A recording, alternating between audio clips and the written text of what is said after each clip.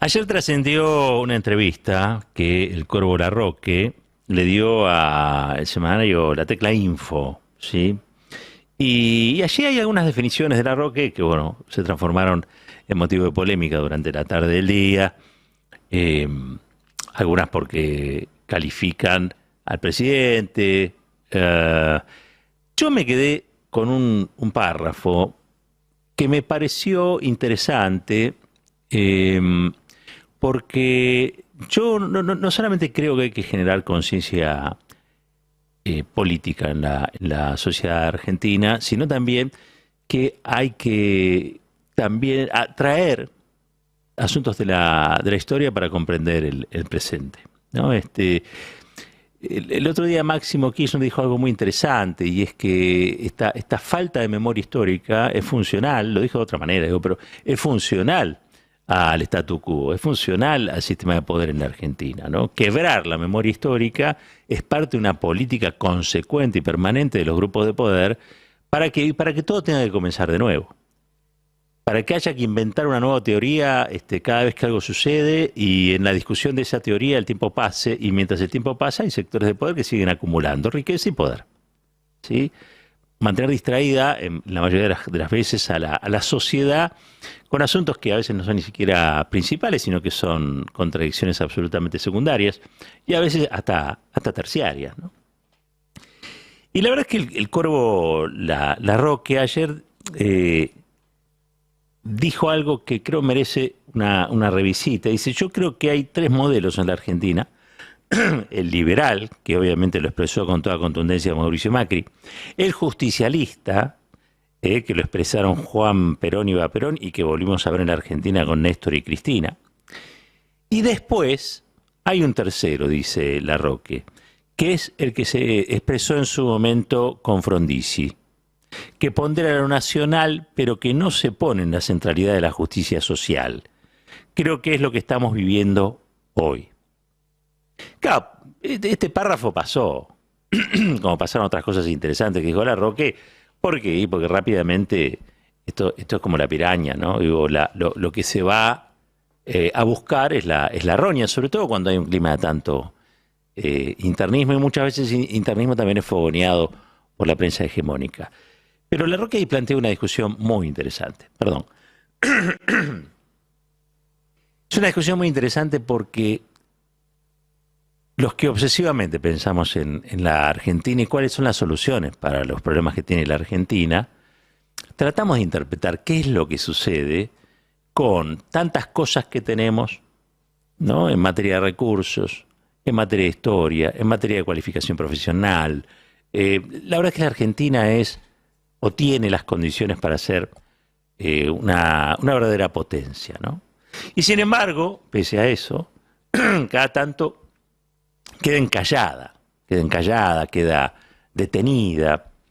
Los niveles de desigualdad y de distribución que hoy tenemos, la verdad que es una vergüenza para un país que tiene un desarrollo intermedio como el que tenemos nosotros, para un país que tiene, como decía antes, recursos como los que tenemos nosotros, y para un país que tiene la inteligencia para hacer de esos recursos hoy materias primas, productos exportables con valor agregado. Entonces uno mezcla todo eso y dice: ¿cómo puede ser que la República Argentina tenga hoy que hablar de los niveles de pobreza de los que habla? ¿O cómo puede ser que no nos pongamos a poner de acuerdo para negociar con el Fondo Monetario Internacional desde posiciones de mayor fuerza o dignidad? ¿Cómo puede ser para que tengamos estos niveles de inflación y no podamos hacer nada con los formadores de precios? Bueno, todo esto tiene una explicación que no es solamente la fatalidad, ¿no? Porque uno toma los canales, toma las radios, toma los diarios del establishment, y todos te van a decir que esto es... el Papa hace poco dijo algo con lo que yo estoy en absoluto desacuerdo. Es que Argentina tiene todo, pero para equilibrar Dios le dio a los argentinos. Eso lo dijo el Papa. Yo no sé si estaba haciendo un chiste, creo que sí. Es mucho más inteligente que esa frase. Y la verdad es que ese es un lugar común que tiene la derecha. Ah, los argentinos somos vagos, mal entretenidos. Viene desde el siglo XIX, viene eso. Había que traer inmigración europea, porque la inmigración europea sabía trabajar, se esforzaba, era meritocrática, contra los vagos de acá, que lo único que querían era comer asado y hacer la pata ancha. Esto viene del fondo de la historia, por eso es tan importante la historia. Pero lo cierto es que nosotros no tenemos un destino histórico que nos lleve a ser de una manera o de la otra.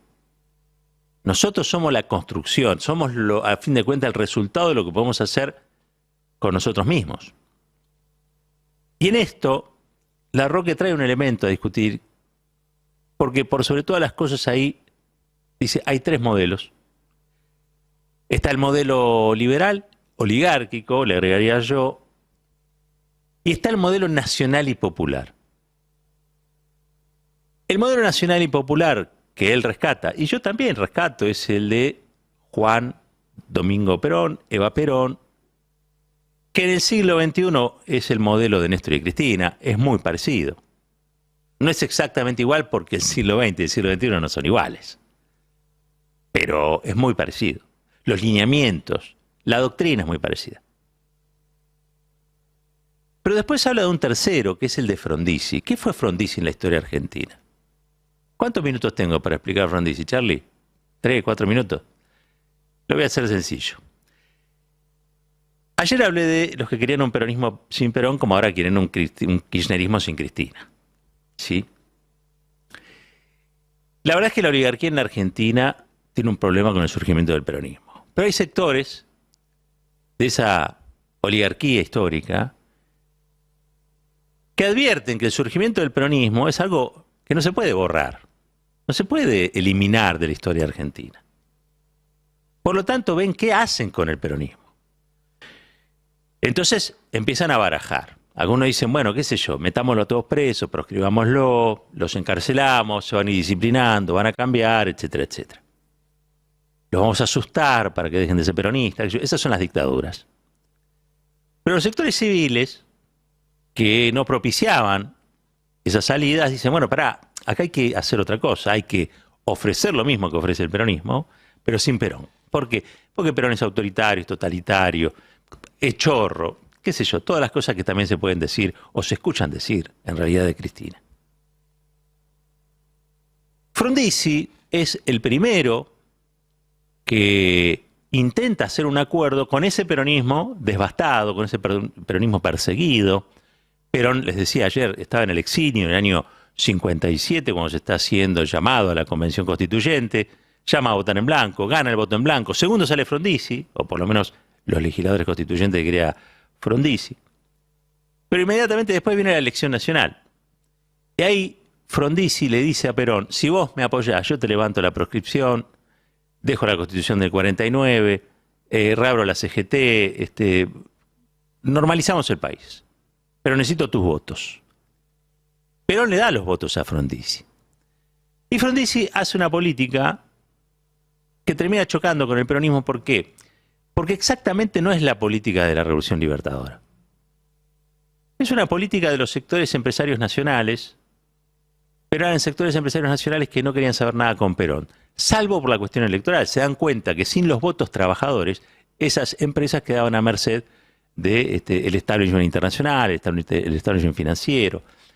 Pensaba en la Argentina. Frondizi es un tipo que piensa en la Argentina. Fue un tipo muy inteligente. Después terminó con la secta MON, siendo de la CIA. Bueno, eso es al margen, pero en aquel tiempo un tipo muy inteligente, muy joven, le decían el Kennedy argentino. Su entrevista con el Che Guevara, tenía una biblioteca enorme, inmensa. Un tipo que se hacía asesorar por marxistas, un tipo que, siendo marxista y proveniendo de los sectores progresistas, impulsa una legislación, que fue la de laico libre. ¿Para qué? Bueno, tratando de buscar masa crítica para una transformación del capitalismo argentino en clave nacional.